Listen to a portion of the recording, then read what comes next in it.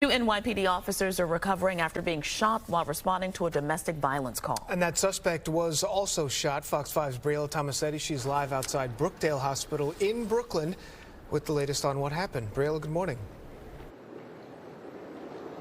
Yeah, Dan and Tashani, good morning to both of you. So this was pretty much a routine call for these officers that could have ended far more tragically. Now police are sorting through body cameras and ballistics evidence to try and piece together exactly what happened, the exact sequence of events here. What they know right now is that one officer screamed, "He has my gun." Then after that, shots were fired. We had a very violent and dangerous person that has a long record of violence, attempted to harm our police officers, but they responded accordingly. Two New York City police officers are lucky to be alive and going home to their families after being shot during a domestic violence call in Brooklyn. According to the NYPD, one sergeant and 3 patrol officers responded to a 911 call just after 3 o'clock yesterday afternoon at an apartment on Bergen Street in Brownsville.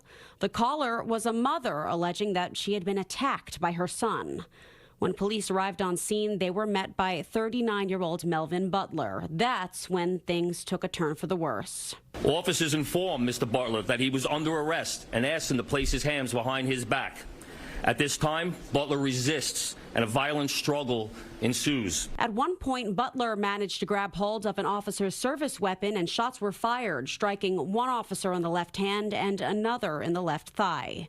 A woman who lives just down the street says she heard that gunfire ring out. It was 2 in the beginning, and then it was 4 after. During the struggle, Butler was shot multiple times. He is in critical but stable condition at Brookdale Hospital. Police say the 39-year-old domestic violence suspect has a long criminal history dating all the way back to 2004. He has 6 prior arrests in New York City and 1 prior arrest in North Carolina. He has a history of resisting arrest and of domestic violence. The 2 officers, in the meantime, were taken to Kings County Hospital, where they were treated and released. They were not formally named by the NYPD, but one has 9.5 years on the force and another is a 16-year veteran. Why does an individual, a repeat offender who's been arrested time and time again, feel like he can resist arrest? He can attack New York City police officers. At every step of the way, our criminal justice system is broken, and it needs to change.